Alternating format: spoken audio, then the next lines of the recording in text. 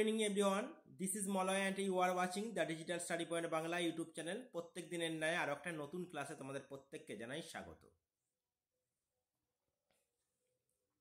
আসন্ন BPSC TRE 4.0 কে সামনে রেখে আমরা প্রত্যেক দিন বিপিএসসিতে আসা বিগত বছরের প্রশ্নপত্র অ্যানালাইসিস করব। এই ক্লাসটা তোমরা ডেলি সোম থেকে শনি রাত্রি 9টা থেকে 10টার মধ্যে পাবে। রাত্রি 9টা থেকে 10টার মধ্যে তোমরা এই ক্লাসটা পাবে। মোটামুটি 9টার মধ্যেই পেতে পারো, আজকের দিনটাতে একটু লেট হচ্ছে। এর 8টার ক্লাসটা তোমরা দেখতে পারো, এখন আমরা আপলোড করে দিয়েছি। যারা যারা দেখোনি তারা 8টার ক্লাসটা দেখে নেবে। Chapter wise NCERT, chapter wise সায়েন্সের ক্লাসটা আমরা করিয়ে দিচ্ছি। সেই ক্লাসটা তোমরা করলে এনসিইআরটি থেকে যে সমস্ত কোশ্চেনগুলো আসে বা সায়েন্স থেকে যে কটা কোশ্চেন আসবে সব কটা কোশ্চেন তোমরা ইজিলি করতে পারবে। এবং পিআইপি কোশ্চেনগুলো তোমরা রেগুলার ফলো করো, যার ফলে এখান থেকে তোমরা 100% কোশ্চেন কিন্তু কমন আসবে, আমি এটা বলে রাখলাম। তাই যারা বিপিএসসি টিআরই 4.0 কে প্রিপারেশান করছো, মানে ওকে লক্ষ্য রেখে প্রিপারেশান করছো, তাদের জন্য এই ক্লাসটি অর্থাৎ রাত্রি 9টার ক্লাসটি অত্যন্ত হেল্পফুল হবে। এবং রাত্রি 8টার সময় যে আমি ক্লাসটা দিই সায়েন্সের ক্লাসটা, সেটা আসন্ন সমস্ত পরীক্ষা, বিশেষ করে রেলওয়ের টিচার নিয়োগ বলো, এনটিপিসি বলো, গ্রুপ ডি বলো, বিপিএসসির বিভিন্ন পরীক্ষা বলো বা অন্যান্য শিক্ষক নিয়োগের ক্ষেত্রে, প্রত্যেকটা ক্ষেত্রেই কিন্তু এনসিইআরটি পড়তে হয় তোমাদের। সেইটা খুবই গুরুত্বপূর্ণ হবে। সেই ক্লাসটা তোমরা সপ্তাহে 3 দিন 8টা থেকে পাবে এবং প্রত্যেক দিন সোম থেকে শনি, রবিবার বাদ দিয়ে সোম থেকে শনি 9টার সময় তোমরা এই বিপিএসসির পিওআইপি কোশ্চেনগুলো আমরা অ্যানালাইসিস করবো। তোমরা এই ক্লাসটা অবশ্যই অ্যাটেন্ড করো, তোমাদের ক্ষেত্রে অনেকটাই হেল্পফুল হবে। তোমরা জানো খুব তাড়াতাড়ি এবারে পরীক্ষাটা হতে চলেছে, মোটামুটি মে মাসের মধ্যেই কিন্তু এই পরীক্ষাটা হয়ে যাওয়ার সম্ভাবনা রয়েছে। তাই শেষ পর্যায়ে এই কটা মাস তোমরা যদি অত্যধিক গুরুত্ব সহকারে এই কোশ্চেনগুলো অ্যানালাইসিসগুলো দেখো এবং খাতায় নোট ডাউন করে এগুলো রিভিশন করো, তোমাদের ক্ষেত্রে অনেকটাই হেল্পফুল হবে। চলো বেশি দেরি না করে আজকের ক্লাসের প্রথম কোশ্চেনটা দেখে নিই। অনস্ক্রিন তোমরা দেখতে পাচ্ছ, এই কোশ্চেনটা বহুবার রিপিট হয়েছে। দেখো, when was Bihar first separate from Bengal Presidency? Bengal Presidency যখন ব্রিটিশ রুলের মধ্যে ছিল, অর্থাৎ ব্রিটিশ ইন্ডিয়ায় বেঙ্গল প্রেসিডেন্সি থেকে বিহারকে আলাদা করা হয়েছিল কবে? প্রথম আলাদা করা হয়েছিল, আমরা জানি বিহারকে দুবার ভাগ হয়েছে, মানে বিহার দুবার ডিভিশন হয়েছে। ফার্স্ট বার ডিভিশন হয়েছিল বেঙ্গল প্রেসিডেন্সি থেকে। দেখো অপশান রয়েছে 1912, 1936, 1947 এবং অপশান ডি দেখো none of the above. Option D রয়েছে নান অফ দ্য অ্যাবভ। বলো কোনটা হবে? তোমরা আগে অ্যান্সার করার চেষ্টা করবে, তারপর আমার অ্যান্সার সাথে মিলিয়ে নেবে। এক্ষেত্রে অ্যান্সার হবে, সঠিক অ্যান্সার হবে option A. Option A is the correct answer হবে 1912। 1912 ডেটটা তোমরা বলতে পারবে? যদি বলতে পারো তো তোমরা অবশ্যই কমেন্ট করে লেখো। এই ডেটটি কোন তারিখে বিহারে প্রথম সেপারেশন হয়েছিল, যেটাকে আমরা বিহার দিবস হিসেবে পালন করি? এটা ফার্স্ট সেপারেশন। সেকেন্ড বার সেপারেশন হয়েছিল, অর্থাৎ বিহারের দক্ষিণ অংশটা ভেঙে ঝাড়খণ্ড রাজ্য গড়ে উঠেছিল, যেটা 15ই নভেম্বর। ডেটটা অবশ্যই মনে রেখো, 15ই নভেম্বর 2000 সালে। 15ই নভেম্বর 2000 সালে সেকেন্ড ডিভিশন হয়েছিল। ফার্স্ট ডিভিশন বা ফার্স্ট সেপারেশন হয়েছিল, ফার্স্ট সেপারেশন সেটা হচ্ছে 1912 সালে। সেটা বাংলা থেকে, অর্থাৎ বেঙ্গল প্রেসিডেন্সি। আমরা জানি বেঙ্গল প্রেসিডেন্সি কোনটা নিয়ে করেছিল? বেঙ্গল প্রেসিডেন্সি অ্যাকচুয়ালি বিহার, পশ্চিমবঙ্গ, বিহার, বাংলা এবং উড়িষ্যা, এই তিনটে নিয়ে গড়ে উঠেছিল। সেই উড়িষ্যা আর বাংলা থেকে সম্পূর্ণভাবে আলাদা করা হয়েছিল বিহারকে 1912 সালে। 1912 সালের কোন তারিখে সেটা তোমরা অবশ্যই কমেন্ট করে জানিও। প্রত্যেকে অবশ্যই করতে পারবে, এটা আমি আশা করছি, কারণ এর আগে কোশ্চেনটা অ্যানালাইসিস করেছিলাম। দেখো 1912 সালে যখন বিহারকে বাংলা থেকে, অর্থাৎ পশ্চিমবঙ্গের এই বাউন্ডারি থেকে উড়িষ্যার এই বাউন্ডারি, এইখান থেকে আলাদা করা হয়েছিল, তখন বিহারের আকৃতিটা দেখতে অনেকটা এই রকম ম্যাপটা দেখতে ছিল। বিহারের ম্যাপটা অনেকটা এই ধরনের দেখতে ছিল। এই ভাগটা গড়ে উঠেছিল 1912 সালে। এরপর 15ই নভেম্বর 2000 সালে এর দক্ষিণ অংশটা ভেঙে ঝাড়খণ্ড করা হয়েছে। ঝাড়খণ্ড করে এই নিচের অংশটার নাম দেওয়া হয়েছে দক্ষিণ বিহারটা ঝাড়খণ্ড। এই ডিভিশনটা কবে হয়েছে? যেটা আমরা বললাম 15ই নভেম্বর 2000 সালে। 15ই নভেম্বর 2000 সালে এই ডিভিশনটা হয়েছে। তাহলে দুটো ডিভিশনই খুবই গুরুত্বপূর্ণ। বিহার দুবার ভাগ হয়েছে, এক 1912 আর 2 2000 সালে। 2000 সালের 15ই নভেম্বর। ডেটটা অবশ্যই খেয়াল রাখবে, কারণ ডেটগুলো তুলেই কিন্তু কোশ্চেন হয়। নেক্সট দেখো, নেক্সট এই স্টেটমেন্টটা তোমরা অবশ্যই কনসিডার করতে বলা হয়েছে। দেখো একটা স্টেটমেন্ট বলা রয়েছে, কনসিডার দ্য ফলোয়িং স্টেটমেন্ট। এক, লেক ভিক্টোরিয়া, এখানে ভিক্টোরিয়া লেকের কথা বলা আছে। Lake Victoria is third largest fresh water lake in the world by surface area, অর্থাৎ আয়তনের দিক থেকে তৃতীয় বৃহত্তম স্বাদু জল মানে মিষ্টি জলের হ্রদ বলা হচ্ছে লেক ভিক্টোরিয়া। আর it is the great lake of Africa, এটা আফ্রিকার বৃহত্তম লেকগুলির মধ্যে একটি। It is a boundary of 4 country, অর্থাৎ এর চতুর্দিকে 4টি দেশ রয়েছে, 4টি দেশের বাউন্ডারি রয়েছে, তানজানিয়া, উগান্ডা, রোয়ান্ডা এবং কেনিয়া।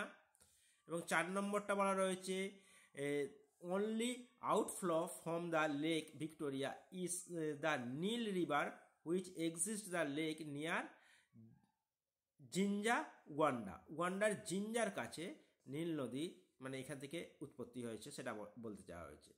তাহলে এখানে 4টে যে স্টেটমেন্ট বলা রয়েছে, 1 নম্বর স্টেটমেন্ট, এটা third largest fresh water lake ওয়ার্ল্ডের মধ্যে, এবং এটা আফ্রিকার বৃহত্তম হ্রদগুলির মধ্যে একটা। এর চতুর্দিকে 4টি দেশের বাউন্ডারি রয়েছে এবং এটি থেকে নীল নদী সৃষ্টি হয়েছে, এটা বলা রয়েছে। এই 4টির মধ্যে কোন স্টেটমেন্টটা সত্য সেটা জানতে চাওয়া হয়েছে। হুইচ ইজ ইনকারেক্ট, আচ্ছা কোন স্টেটমেন্টগুলো ইনকারেক্ট চিহ্নিত করতে বলা হয়েছে, অর্থাৎ কোনগুলো ভুল। প্রথমত বলে রাখি, ভিক্টোরিয়া হ্রদ যেটা আফ্রিকায় রয়েছে সেটা থার্ড লার্জেস্ট নয়। ইনকারেক্ট যদি চিহ্নিত করতে বলা যায়, থার্ড লার্জেস্ট নয়, এটা সেকেন্ড লার্জেস্ট লেক। বৃহত্তম লেক সেটা হচ্ছে সুপিরিয়র, উত্তর আমেরিকার মধ্যে অবস্থান করছে সুপিরিয়র লেক, সেটা হচ্ছে বৃহত্তম, এবং সেকেন্ড লার্জেস্ট হচ্ছে ভিক্টোরিয়া, অতএব এটি ভুল। আর একটা কি, one is the great lake, এটা কিন্তু ঠিক। আর ভুল হচ্ছে এটি, বাউন্ডারিতে 4টে কান্ট্রি নেই, এখানে তানজানিয়া, উগান্ডা আর কেনিয়া এই 3টি দেশ দ্বারা বাউন্ডারি রয়েছে, অর্থাৎ আবৃত রয়েছে। এই রোয়ান্ডাটা কিন্তু এই তোমার ভিক্টোরিয়া হ্রদের মধ্যে অবস্থান করছে না, ভিক্টোরিয়া বাউন্ডারির মধ্যে অবস্থান করছে, এবং 4 নম্বরটা সত্য। তাহলে ভুল কোনটা 1 নম্বর এবং 3 নম্বর। ভুল কোনটা 1 নম্বর এবং 3 নম্বর। আমাদের স্টেটমেন্টে এক্ষেত্রে কারেক্ট আনসার হবে 1 and 3। 1 and 3 ভুল, যেহেতু আমাদের ইনকারেক্টটা চিহ্নিত করতে বলেছিল। এবার দেখে নাও, ওয়ার্ল্ড ম্যাপে আমরা যদি দেখি, ওয়ার্ল্ড ম্যাপে বেশ ইম্পর্টেন্ট কিছু হ্রদগুলো আমি চিহ্নিত করে দিয়েছি। দেখো, এই লেক সুপিরিয়র এটা হচ্ছে লার্জেস্ট মানে বৃহত্তম ওয়ার্ল্ডের মধ্যে, যেটা নর্থ আমেরিকায় রয়েছে, এবং লেক ভিক্টোরিয়া যেটা দেখতে পাচ্ছ পূর্ব আফ্রিকার মধ্যে অবস্থান করছে, এই লেক ভিক্টোরিয়া সেকেন্ড লার্জেস্ট হ্রদ। এছাড়া ক্যাসপিয়ান লেক যেটা ইউরোপ আর এশিয়ার মধ্যে রয়েছে, এবং বৈকাল লেক যেটা রাশিয়ার মধ্যে রয়েছে, ব্লু লেক যেটা নিউজিল্যান্ডের মধ্যে অবস্থান করছে। দেখো এখানে আমরা যদি কি পয়েন্টটা দেখে নিই, তাহলে আমরা দেখতে পাবো যে lake Victoria second largest fresh water lake in the world surface এরিয়ার দিক থেকে, এবং নর্থ আমেরিকার মধ্যে যে সুপিরিয়র হ্রদ রয়েছে সেই সুপিরিয়র হ্রদটা হচ্ছে largest fresh water lake in the world. আর বাউন্ডারিটা যদি আমরা দেখি, এখানে দেখো ম্যাপের মাধ্যমে আমি দেখিয়ে দিয়েছি, এখানে 3টি দেশ এর বাউন্ডারি শেয়ার করছে। এই হচ্ছে ভিক্টোরিয়া লেক যেটা আফ্রিকার মধ্যে অবস্থান করছে, এর সাথে কেনিয়া রয়েছে, উগান্ডা রয়েছে, কেনিয়া, উগান্ডা, এবং নিচের দিকে যে দেশটি রয়েছে সেটি হচ্ছে তানজানিয়া। নিচের দিকে যে দেশটা দেখতে পাচ্ছ তোমরা তানজানিয়া। রোয়ান্ডার দেখতে পাচ্ছ সম্পূর্ণ আলাদা দিকে অবস্থান করছে। অতএব ভিক্টোরিয়া লেকের, এটা খুব ইম্পর্টেন্ট, এই কোশ্চেনটা কিন্তু রিপিট হয়, অনেকবারই রিপিট হয়েছে, এই কোশ্চেনটা খুব ইম্পর্টেন্ট, তাই বলে দিচ্ছি যে 3টি দেশ দ্বারা আবৃত রয়েছে লেক ভিক্টোরিয়া, কেনিয়া, তানজানিয়া এবং উগান্ডা, রোয়ান্ডা হবে না। নেক্সট কোশ্চেন নাম্বার 3 নম্বর কোশ্চেনটা তোমরা প্রত্যেকে খেয়াল করো। দেখো কোশ্চেন নাম্বার 3-তে কি বলা রয়েছে, consider the following statement regarding heat wave সম্বন্ধে কিছু স্টেটমেন্ট দেওয়া রয়েছে, সেইগুলো আমাকে নির্ধারণ করতে হবে কোনটা কারেক্ট। হিট ওয়েভ সম্বন্ধে কি বলা রয়েছে, হিট ওয়েভ অর্থাৎ তাপের যে প্রবাহটা consider the maximum temperature of a station reach at least 30°C more than 30°C or more for plain. অর্থাৎ সমভূমি অঞ্চলে এই তাপের প্রবাহটা 30° বা তার বেশি তাপমাত্রা দেখা যায়। সর্বাধিক তাপমাত্রাটা সমভূমি অঞ্চলে 30° বা তার বেশি দেখা যাচ্ছে। আর heat wave consider the maximum temperature of a hill station অর্থাৎ পার্বত্য অঞ্চলে 40° বা তার বেশি যে তাপমাত্রা সেটা দেখা যাচ্ছে। 40° বা তার বেশি সেই তাপমাত্রা লক্ষ্য করা যাচ্ছে ম্যাক্সিমাম টেম্পারেচারটা হিলি রিজিয়নে, আর 30° বা তার বেশি দেখা যাচ্ছে প্লেন রিজিয়নে। এটা কিন্তু দুটো স্টেটমেন্টই ভুল, কারণ হিলি অঞ্চল আমরা জানি সেখানে তাপমাত্রা কম হয়, এখানে 40° বা তার বেশি দেখা যাবে বলেছে, সেটা কখনোই নয়। 30° বা তার 30°-র মধ্যে বা তার নিচে দেখা যায় হিলি অঞ্চলে, আর 40° বা তার বেশি দেখা যায় প্লেন অঞ্চলে, সমভূমি অঞ্চলে। সেক্ষেত্রে এখানে দুটো স্টেটমেন্টই ভুল হবে। তাহলে অপশান কী হবে? অপশান আমাদের বেছে নিতে হবে option D. Option D is the correct answer হবে। অপশান ডি হয়ে যাবে এই প্রশ্নের সঠিক অ্যান্সার। নাইদার 1 নর 2, অর্থাৎ 1 নম্বর 2 নম্বর কোনোটাই ঠিক না। আমরা যদি এর কি পয়েন্টটা উল্লেখ করি, আমরা এর কি পয়েন্টটা দেখলে বুঝতে পারবো আরো ভালো করে। দেখো কি পয়েন্টটা এখানে বলা রয়েছে 30°, অ্যাটলিস্ট 30° হিলি রিজিয়নে হবে, আর প্লেনে 40°, অর্থাৎ সমভূমি অঞ্চলে 40° তাপমাত্রা হয় সর্বাধিক তাপমাত্রা, আর এখানে 30° তাপমাত্রা হিলি রিজিয়নে হয়। আর যেহেতু ওটা সম্পূর্ণ বিপরীতভাবে দেওয়া রয়েছে সেই কারণে এটা সম্পূর্ণ স্টেটমেন্টটা ভুল হলো।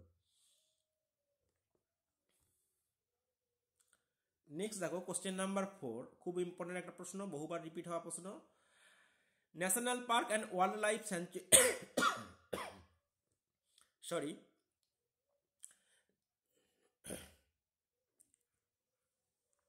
ন্যাশনাল পার্ক এবং ওয়াইল্ড লাইফ স্যাঞ্চুরি, মানে কোন কোন ন্যাশনাল পার্ক এবং ওয়াইল্ড লাইফ স্যাঞ্চুরিটা রয়েছে নিম্নের মধ্যে, অর্থাৎ নিচের দেওয়া তথ্যগুলির মধ্যে কোন কোন ন্যাশনাল পার্ক বা ওয়াইল্ড লাইফ স্যাঞ্চুরিটা বিহারে রয়েছে।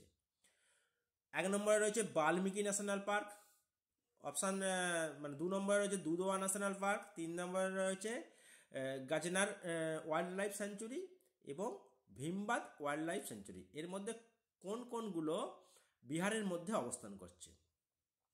বিহারে একটাই ন্যাশনাল পার্ক রয়েছে, সেটা হচ্ছে বাল্মীকি ন্যাশনাল পার্ক। এই বাল্মীকি ন্যাশনাল পার্ক কোথায় অবস্থান করছে? এটা বিহারে রয়েছে। এবং দুধওয়া এটা কিন্তু এমপিতে রয়েছে, মধ্যপ্রদেশে। এবং গাজনারটা রয়েছে রাজস্থানে। এবং ভীমবাদ এটাও বিহারে অবস্থান করছে, তাহলে বিহারে আমরা কটা পেলাম? বিহারে ওয়াইল্ড লাইফ স্যাঞ্চুরি এখানে একটা পেয়েছি এবং ন্যাশনাল পার্ক একটা পেয়েছি। আর বিহারে ন্যাশনাল পার্ক একটাই রয়েছে, ওয়াইল্ড লাইফ স্যাঞ্চুরি অনেকগুলো রয়েছে, সেগুলো আমি ডিসকাস করে দিচ্ছি। দেখো তার মানে এই ক্ষেত্রে কোন পেয়ারটা সঠিক হবে? এই ক্ষেত্রে কোন পেয়ারটা 1 এবং 4 যেটা রয়েছে, option A is the correct answer হবে। এক্ষেত্রে অপশান এ হয়ে যাবে সঠিক উত্তর। দেখো এখানে মানচিত্রটা খেয়াল করলে তোমরা দেখতে পাবে বিহারের মানচিত্রে উল্লেখ করে দেওয়া হয়েছে কতগুলো ওয়াইল্ড লাইফ স্যাঞ্চুরি এবং কতগুলো বার্ড স্যাঞ্চুরি এবং ন্যাশনাল পার্ক রয়েছে।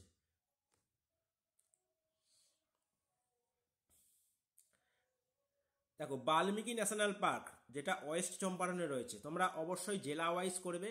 এখানে একমাত্র বাঘ সংরক্ষণ করা হয়।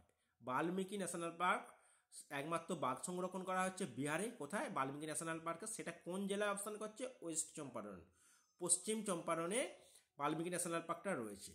এরপর কাইমুর ওয়াইল্ড লাইফ স্যাঞ্চুরি এটা একটা রয়েছে, এটা কাইমুর জেলাতে রয়েছে। আমি পড়িয়েছিলাম যখন বিহারটা পড়িয়েছিলাম, যারা পেট কোর্সে রয়েছে তারা প্রত্যেকেই জানো যে কাইমুরটা হচ্ছে সবথেকে পশ্চিমতম জেলা, আর উত্তরতম হচ্ছে চম্পারণ, পূর্বতম যদি আমরা দেখি কিষানগঞ্জ, এরকম আমরা করিয়েছিলাম। দেখো এরপর আমরা আসছি ভীমবাদ, যেটা আমরা করলাম Bhimbandh national park, Bhimbandh wildlife sanctuary. এই ভীমবাদ ওয়াইল্ড লাইফ স্যাঞ্চুরিটা মুঙ্গের জেলায় রয়েছে। মুঙ্গের জেলায় ভীমবাদ ওয়াইল্ড লাইফ স্যাঞ্চুরিটা রয়েছে, যেখানে মেনলি খরগোশ সংরক্ষণ করা হচ্ছে। এছাড়া নাগানাক্তি বার্ড স্যাঞ্চুরি, এটা রিসেন্টলি এটা ঘোষণা করা হয়েছে। এটা নাগানাক্তি, এই নাগা এবং নাক্তি বার্ড স্যাঞ্চুরিটা কোথায় অবস্থান করছে? জামুইতে রয়েছে। এটা একটা কারেন্ট অ্যাফেয়ার্সের মধ্যে আসে। আমি পরবর্তী ক্ষেত্রে বিহার রিলেটেড কারেন্ট অ্যাফেয়ার্সগুলো অবশ্যই করিয়ে দেবো তোমাদেরকে। দেখো, নাগানাক্তি বার্ড স্যাঞ্চুরিটা কোথায় রয়েছে? জামুইতে রয়েছে। ভাগলপুরে রয়েছে। ভাগলপুরে গ্যাঙ্গাটিক ডলফিন কোথায় সংরক্ষণ করা হয়? গাঙ্গেয় যে ডলফিন এবং বিক্রমশিলা যে ওয়াইল্ড লাইফ স্যাঞ্চুরি, সেটাও কিন্তু এই ভাগলপুরে অবস্থান করেছে। এছাড়া তোমরা দেখতে পাবে Rajgir wildlife sanctuary. Rajgir wildlife স্যাঞ্চুরিটা কোথায় অবস্থান করছে? নালন্দাতে অবস্থান করছে। এবং Gautam Buddha wildlife sanctuary, যেটা গায়াতে অবস্থান করছে। রাজৌলি ওয়াইল্ড লাইফ স্যাঞ্চুরি, যেটা নাওদা ডিস্ট্রিক্টে অবস্থান করছে। এই ডিস্ট্রিক্ট ওয়াইজ ওয়াইল্ড লাইফ স্যাঞ্চুরিগুলো খুবই ইম্পর্ট্যান্ট, অবশ্যই তোমরা করে রেখো। এছাড়া একটা বার্ড স্যাঞ্চুরি রয়েছে কুকুসার, সেটা হচ্ছে দারভাঙ্গা ডিস্ট্রিক্টের মধ্যে অবস্থান করছে। কানোয়ার বার্ড স্যাঞ্চুরি, সেটা হচ্ছে বেগুসরাইয়ে রয়েছে। কানোয়ার বার্ড স্যাঞ্চুরি, সেটা বেগুসরাইয়ে অবস্থান করেছে। এছাড়া গোগাবিল বার্ড স্যাঞ্চুরি, সেটা কাতিহার ডিস্ট্রিক্টে অবস্থান করছে। কাতিহার ডিস্ট্রিক্টে গোগাবিল বার্ড স্যাঞ্চুরিটা অবস্থান করছে। তা এই ওয়াইল্ড লাইফ স্যাঞ্চুরি এবং বার্ড স্যাঞ্চুরিগুলো কোন কোন ডিস্ট্রিক্টে অবস্থান করছে, এটা খুবই গুরুত্বপূর্ণ, বিশেষ করে বাল্মীকি ন্যাশনাল পার্ক, কারণ এখানে একমাত্র ব্যাঘ্র সংরক্ষণ করা হয় এবং এটা বিহারের মধ্যে একমাত্র ন্যাশনাল পার্ক।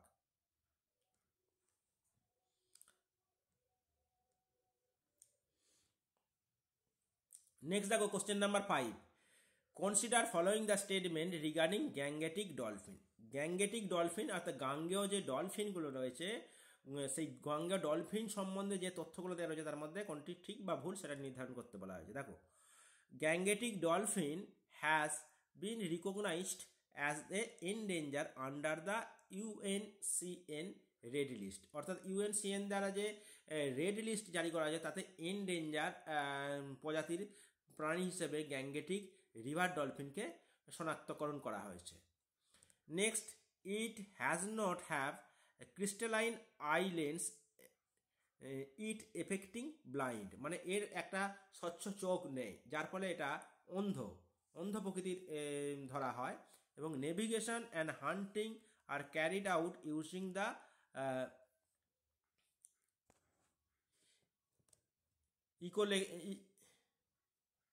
ইকোলেশন, ঠিক আছে, নেভিগেশনের কারণে, অর্থাৎ মানে নৌ চলাচলের কারণে এবং এইগুলোকে হান্টিং করার কারণে এর কিন্তু সংখ্যা বর্তমানে কমে আসছে। নেক্সট 4 নম্বর স্টেটমেন্টটা দেখো। 4 নম্বর স্টেটমেন্টটা দেখছি, ইন্ডিয়ান ন্যাশনাল অ্যাকোয়াটিক অ্যানিম্যাল হিসেবে একে গণ্য করা হয়েছে, ভারতের জলজ প্রাণী হিসেবে গণ্য করা হয়েছে।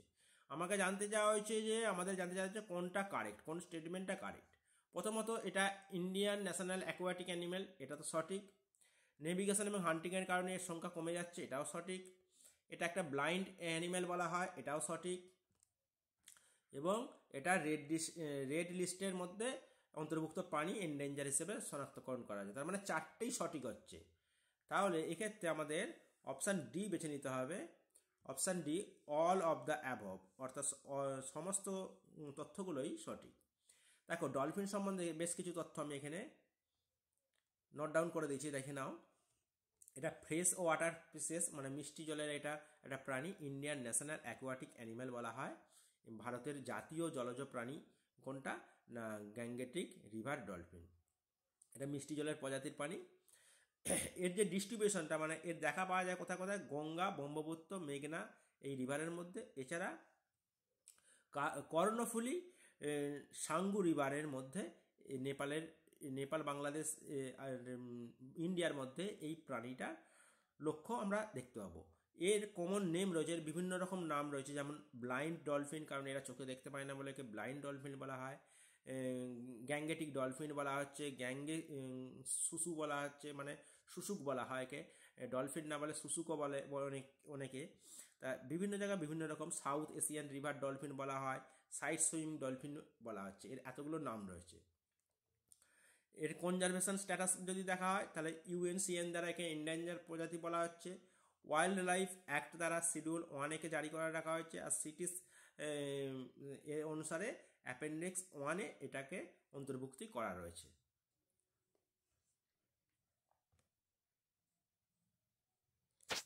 নেক্সট কোশ্চেন নাম্বার 6 দেখো, নম্বর প্রশ্নটা দেখো, বহুবার রিপিট হয় এই প্রশ্ন।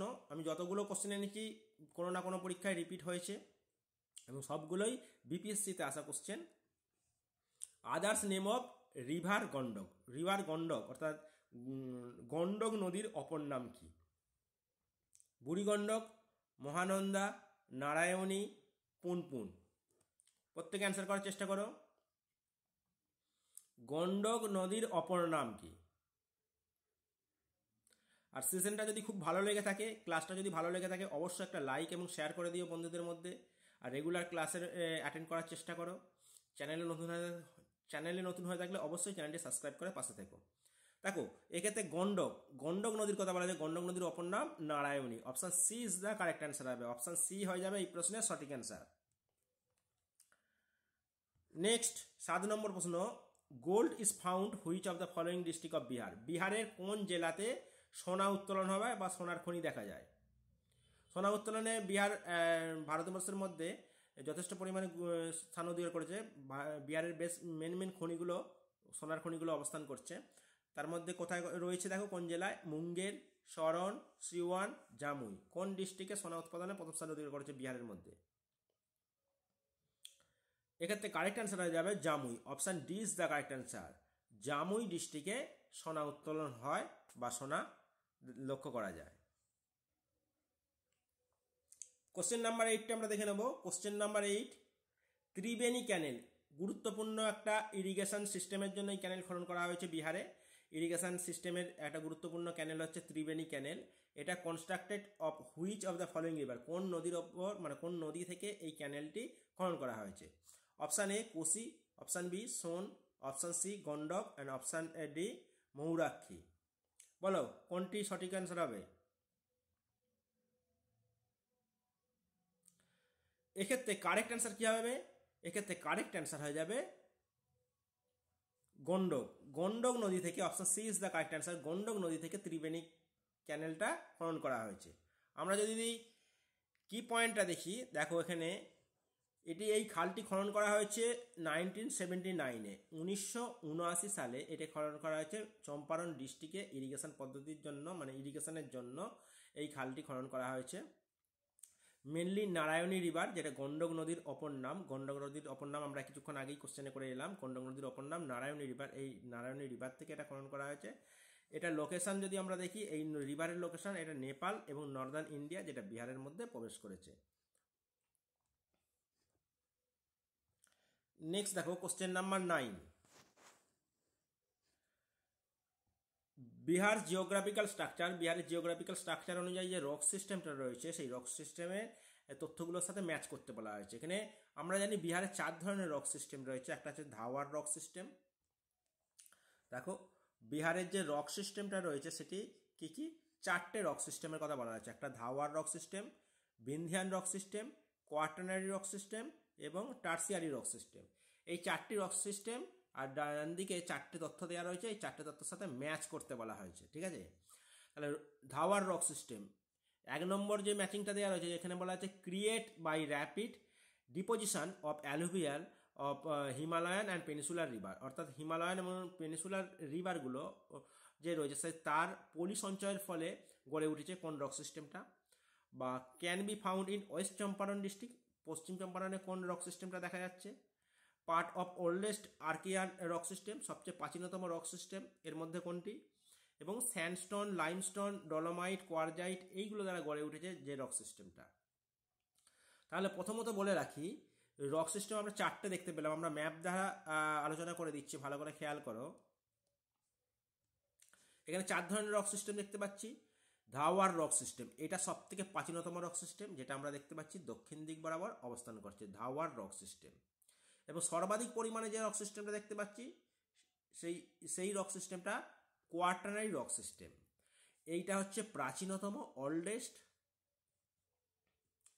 ওল্ডেস্ট, আর এটা হচ্ছে নিউয়েস্ট। এবার টার্সিয়ারি রক সিস্টেম, যেটা ওয়েস্ট চম্পারণে দেখা যাচ্ছে। ওয়েস্ট চম্পারণ তাহলে কোনটা দেখা যাচ্ছে? টার্সিয়ারি রক সিস্টেমটা দেখা যাচ্ছে। এবং বিন্ধিয়ান রক সিস্টেম, যেটা আমরা এদিকে কাইমুর ডিস্ট্রিক্টকে দেখতে পাচ্ছি। তাহলে আমরা এবার একটা একটা করে ম্যাচ করে নিই। প্রথমত আমরা দেখলাম oldest rock system. Oldest rock system কোনটা? সেটা হচ্ছে ধাওয়ার রক সিস্টেম। তাহলে ওল্ডেস্ট রক সিস্টেম 3 নম্বরটা কী হবে? ধাওয়ার রক সিস্টেম। এর সাথে 3 মিলবে, তাহলে এ হয়ে গেল 3। এখানে অপশান এ হবে সঠিক আনসার। দেখো এ হয়ে যাবে 3, ওল্ডেস্ট রক সিস্টেম। নেক্সট আমরা দেখলাম ওয়েস্ট চম্পারন। ওয়েস্ট চম্পারনে কোনটা দেখা যাচ্ছে? Tertiary rock system. টার্সিয়ারি অর্থাৎ ডিএরটা হয়ে যাবে 2, দেখো ডিএরটা 2 রয়েছে, বিএরটা 4, অর্থাৎ এখানে বিন্ধিয়ান রক সিস্টেমটা, এটা বিন্ধিয়ান রক সিস্টেমটা পলি সঞ্চয়ের ফলে গড়ে উঠেছে, যেটা বিএরটা 4 বিন্ধিয়ান রক সিস্টেমটা স্যান্ডস্টোন এর দ্বারা গড়ে উঠেছে, আর কোয়ার্টারি নিউয়েস্ট রক সিস্টেমটা পলি দ্বারা গড়ে উঠেছে। নিউয়েস্ট রক সিস্টেমটা পলি দ্বারা গড়ে উঠেছে, কারণ আমরা মানচিত্রে যে দেখলাম নিউয়েস্ট রক সিস্টেমটা বৃহত্তর এলাকা জুড়ে অবস্থান করছে, আর এইখানেই মানে মধ্যস্থল বরাবর এদিকে পেনিসুলার রিভারগুলো এসেছে, আর এদিকে হিমালয়ান রিভারগুলো এসে গঙ্গা নদীর সাথে মিক্স হয়েছে, এবং এইখানেই পলি সঞ্চয়টা সর্বাধিক পরিমাণে দেখা যাচ্ছে। এখানে নিউয়েস্ট রক সিস্টেম, যেটা কোয়ার্টারি রক সিস্টেমটা সৃষ্টি হয়েছে।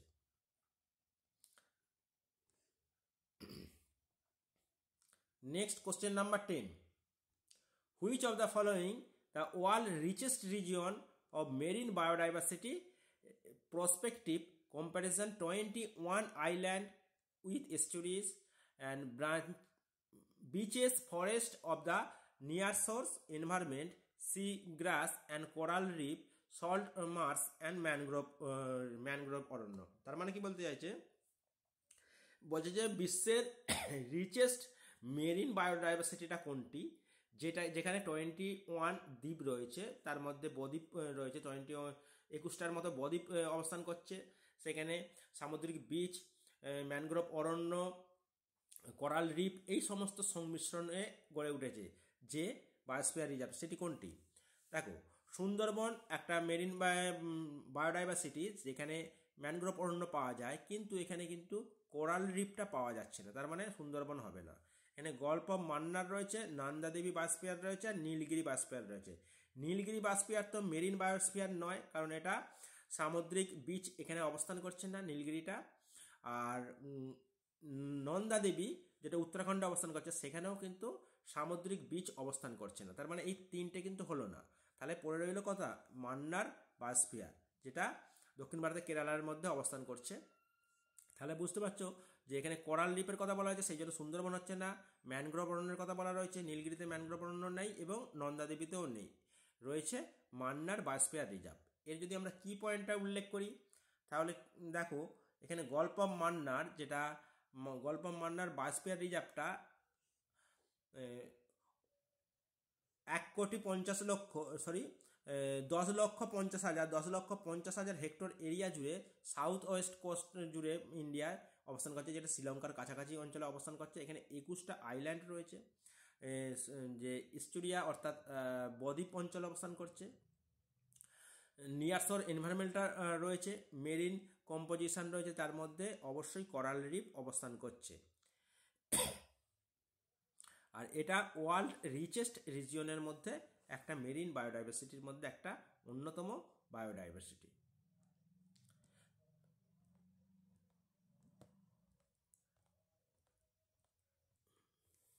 তা এই ছিল আজকের ক্লাসটি কেমন লাগলো অবশ্যই জানিও।